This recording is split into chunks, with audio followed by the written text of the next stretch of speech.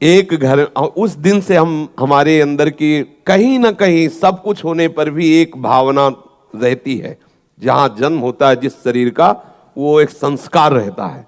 तो पंडिताई का संस्कार बस सब कुछ होने पर, संन्यास अवधूत सब होने पर भी वो इतना थोड़ा सा रहता है कि ऐसा। गुरुदेव भगवान की कृपा से उसका नाश हुआ। दंडोती परिक्रमा लग रही थी, अन्योर में आदेश हुआ कि माधुकरी मांग के लाओ। तो माधुकरी मांगने गए। अब गुरुदेव ने कहा था कि ब्रजवासियों से कभी ये मत पूछना तुम किस जाति के हो, बस ब्रजवासी हैं, इतना ही परिचय काफी है। तो एक घर में मांगा तो एक रोटी में प्याज की चटनी करके ऐसा दिया, और फिर देखा कि घुड़का सुअर निकला घर से अन्योर में। अरे हम कहा बिल्कुल है, ये तो धुल गई, मतलब हम कहाँ खड़े हैं, मतलब सुअर है, मतलब स्पष्ट है कि, और प्याज खुशबू अपने आप दे रहा था। तो थोड़ा ऐसे करके गए, दूसरे घर में नहीं मांगा। और गुरुदेव भगवान एक लता के नीचे बैठे, दंडोती परिक्रमा में शिथिलता आ ही जाती है। हम कहा महाराज जी, ये सुअर निकलने से पता चला कि चातुर्वर्ण के अंतर्गत है नीचे, और ये जो रोटी इसमें प्याज, तो महाराज जी एकदम सहज भाव में। तो क्या हुआ? वो तो क्या हुआ, वो हमारा जो अंदर था ना, उसका पूरा ऑपरेशन कर दिया। बोले इस रोटी को हैंड पाइप में धोया, बोले आधी हमें लो आधी आप लो। और भी रोटियां फिर मांग के लाए, और जब आधी पाई, उसी दिन से जो कुछ था ना, वो पूरा का पूरा साफ हो गया हृदय से। तो ब्रजवासियों के प्रति नहीं। हमने देखा है, एक दिन नंदगांव में नंदलाला के दर्शन किए, 12 साढ़े 12 बजे होंगे, उतरे। गुरुजी बहुत लीला विहारी, बहुत ही छुपे हुए महापुरुष हैं। मतलब अब हमारे गुरुजी है तो हमारे लिए तो उनसे बढ़ के कोई है ही नहीं, पर वैसे भी बहुत से संतों का कृपा प्रसाद प्राप्त हुआ। बच्चापन से बाबा जी हैं तो गंगा किनारा, यमुना किनारा सब भ्रमण ही करते रहे ना, तो बड़े बड़े सिद्धों का संग हुआ है। लेकिन गुरुदेव जी जो रस सिद्ध, जिस रस के, वो अद्वितीय। तो ऐसे कारीगर है कि उनके हाथ में पड़ा हुआ कोई बिगड़ तो सकता ले। पता नहीं कौन सा संकल्प उनका काम कर रहा था। उन्होंने कहा देखो ये घर है ना, भिक्षा मांगो। ठीक गए, राधे श्याम, कोई नहीं बोला। फिर राधे श्याम, एक बहू निकली लहंगा चुनरी ओढ़े, और जे ही देखा बस शुरू हो गई। मतलब शास्त्र तो कम पड़े होंगे, इतनी गालियां उसने दी। मतलब अब हम बार बार गुरुजी कह रहे खड़े रहो जो कुछ तुम्हारे अंदर वो धुल जाए पूरा, बोले खड़े रहो। तो फिर वो शुरू हुई, न जाने क्या क्या, मतलब एकदम। फिर हम खड़े रहे तो गुरुजी ने ऐसे इशारा किया कि फिर बोलो। उनका राधे श्याम, तब सांस निकली, बोली एरी ऐसे नहीं मानेगो, दे दे रोटी दे दे। वो घी की चिपड़ी रोटी लाई, ले ऐसे झोली में डाली। हम कहा गुरुजी रोटी मांगना तो बहुत आफत है। बोले ये ब्रजवासियों का कृपा प्रसाद है, सच्चा देहाभिमान नाश इन्हीं से होता है। बोले ब्रज, यहाँ के जो संत जन माधुकरी मांगते उसका कारण है ये ब्रजवासी जन उतार के रख देते। जितना फुलरा होता ना, हम तपस्वी त्यागी और उनको कोई अपराध नहीं लगता, क्योंकि वो भगवत पार्षद है।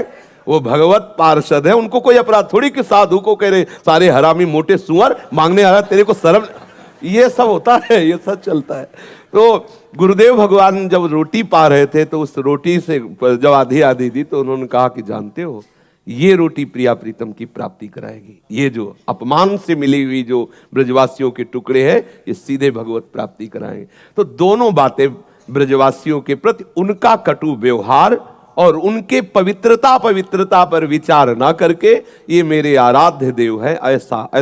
और फिर अब हमारे मन में आया कि अब बरसाना ठीक है, नंदगांव बहुत कड़ुआ है। अंदर आया, गुरुजी से तो नहीं कहा, पर अंदर बात आई कि लाडली जी के गांव में कभी कोई नहीं गाली देता। वहां तो और बाबा रुक और ले ले, सब्जी ले ले और रोटी। हम कहा यहाँ बड़े अक्खड़ हैं ब्रजवासी नंदगांव के। तो सुनो, जब अगली बार नंदगांव गए तो जानते हो ऐसा प्यार दिया एक ब्रजवासी ने नंदगांव के कि अब हम कैसे बताएं। जैसे पहले से इंतजाम हो, पीढ़ा बिछा के बैठा को पूरा भोज।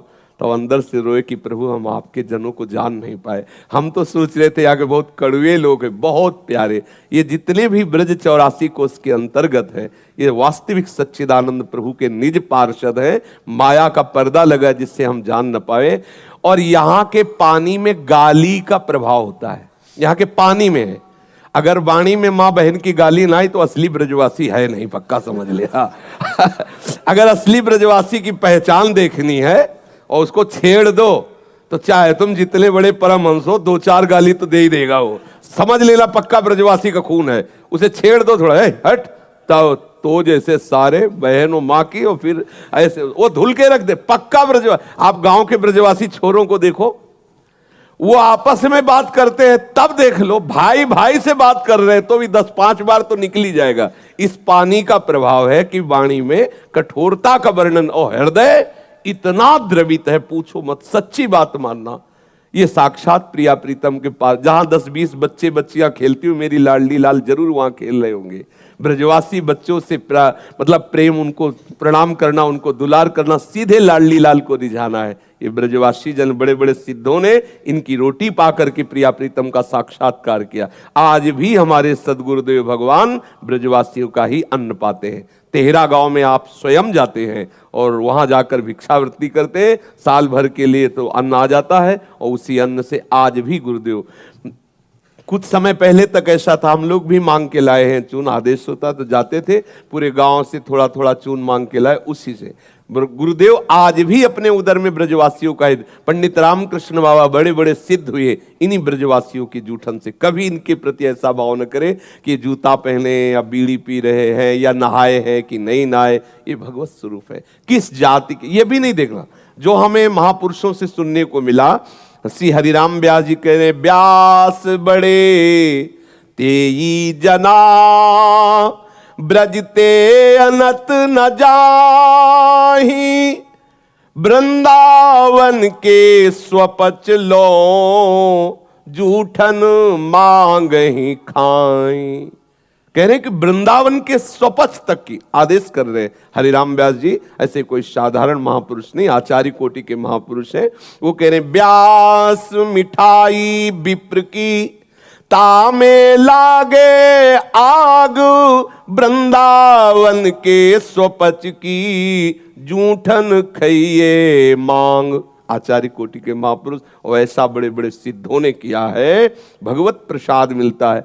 पूज्यपाद उड़िया बाबा जी कहते हैं, ब्रजवासियों का प्रत्येक टुकड़ा भगवत प्राप्ति कराने में समर्थ। सन्यासी थे, अवधूत महापुरुष, ब्रह्मबोध महापुरुष, सब ने ब्रजवासियों की टूक की महिमा की। अगर इनका टूक मिले तो बस आदर से स्वीकार करे, कभी ये भावना उनके प्रति ऐसी